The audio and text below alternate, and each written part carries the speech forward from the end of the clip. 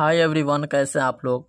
तो आज जो है द्विघात बहुपद में द्विघात बहुपद के शून्यकों का योग और गुणनफल कैसे बनाते सीखते हैं। और ये जो है ऑब्जेक्टिव और सब्जेक्टिव दोनों में पूछे जाते हैं फाइनल परीक्षा में। तो पहले जो है द्विघात बहुपद के शून्यकों का योग बताते हैं कैसे बनाते हैं। तो यहाँ देखिए सवाल दिया है, द्विघात बहुपद x² + 7x + 10 के शून्यकों का योग ज्ञात कीजिए। या यहाँ पे योगफल भी दे देता है, योग और योगफल दोनों एक ही बात है। तो इसको हम सब्जेक्टिव में कैसे बनाएंगे। सबसे पहले जो यहाँ सवाल दिया है उसको हम लिखेंगे, यहाँ x² + 7x + 10 यहाँ लिखेंगे हल।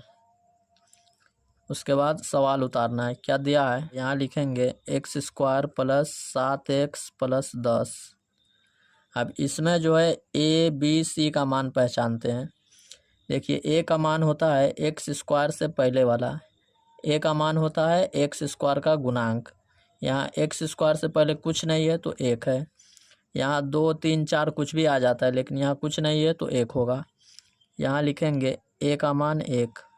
उसके बाद लिखना है b का मान। b का मान होता है x से पहले वाला, x से पहले क्या है 7 है, तो यहाँ लिखेंगे 7।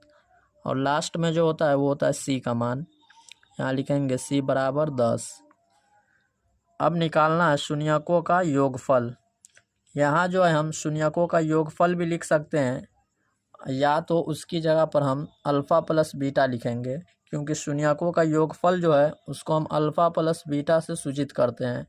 तो इसके जगह पर हम लिखेंगे अल्फ़ा + बीटा, या शून्यकों का योगफल या योग भी लिख सकते हैं, बात एक ही है। अल्फ़ा + बीटा बराबर इसका फॉर्मूला होता है -b/a। अब देखिए b का मान रखेंगे, b का मान है 7, तो यहाँ लिखेंगे 7, लेकिन यहाँ माइनस है तो माइनस लगा देना है। और a का मान कितना है 1, तो 1।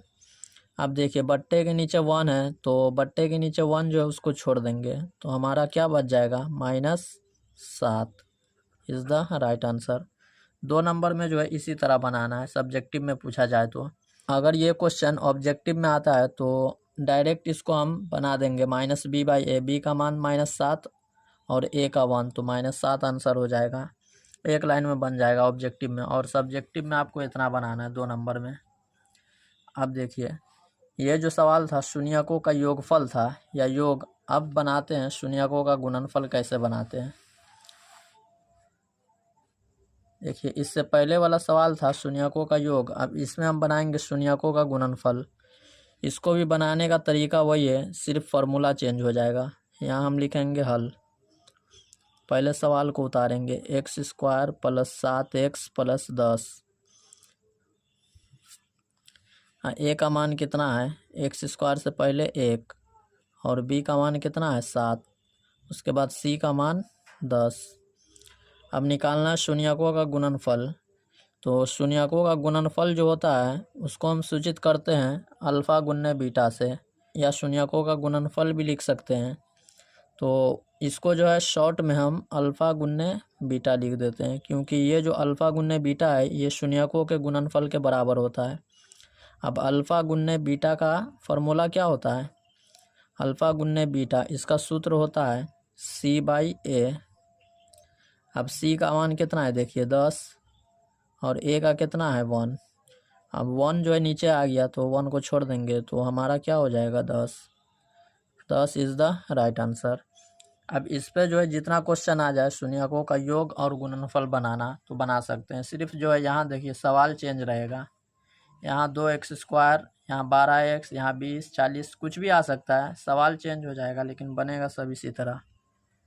तो आप भी इस चैनल पे नए हैं तो इस चैनल को सब्सक्राइब कर दें, और जो क्लास 10th 2024 में फ़ाइनल एग्ज़ाम देने वाले हैं उसको शेयर ज़रूर कर दें।